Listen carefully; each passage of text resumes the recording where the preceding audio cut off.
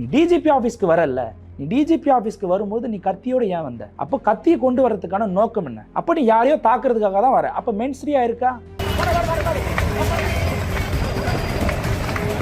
மற்றபடி வந்து அந்த ஏர்போர்ட் மூர்த்தி அப்படின்னா இவர் வந்து ஏர்போர்ட்டில் திருடி மாட்டிக்கிட்டு வச்ச பேர் தான் அந்த ஏர்போர்ட் மூர்த்தி. ஒரு ஏட்டை எவ்வளோ வைக்கப்பட்ட பெயர்ன்றது தான் தெரிய வருது. என்ற நபர் வந்து இது ஒரு விதமான வளர்ப்பு நாய். யாருடைய வளர்ப்பு நாயின்னா இந்த பாசிச பாஜக ஆதிக்க சாதியினர்களுடைய வளர்ப்பு நாய். இந்த வளர்ப்பு நாயை ராமதாசியை கடிச்சிருக்குது. சீமானுக்கு ஒரு சேலஞ்சு விடுறேன்.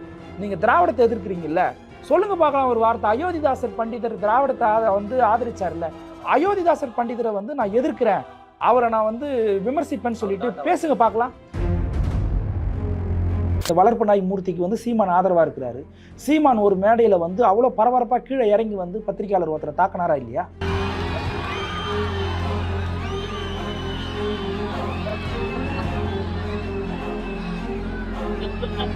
எங்க தலைவர் வந்து நீ பறையனா என் கிட்டவா, நீ தலித்துன்ற ஒரு உணர்வோட என் கிட்டவான்னு எங்க தலைவர் சொன்னதே கிடையாது. ஜனநாயக உணர்வோட என்னோட வா அப்படின்னு தான் எங்க தலைவர் சொல்றாரு. இதுதான் இவனுக்கு எரிச்சலை கொடுக்குது.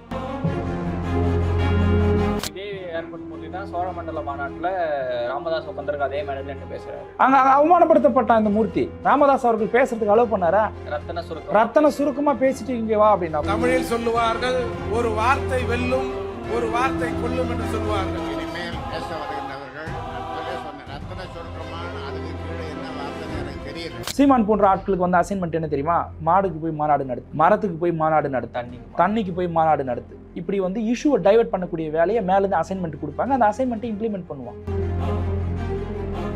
திரள் நிதி வாங்கி உண்டியில காசு சேகரிச்சு இவங்க பசங்களை வந்து தமிழ்ல பேசினாலே ஃபைன் சொல்லக்கூடிய ஒரு அமெரிக்கன் ஸ்கூல்ல கொண்டு போய் படிக்க வைக்கிறான்.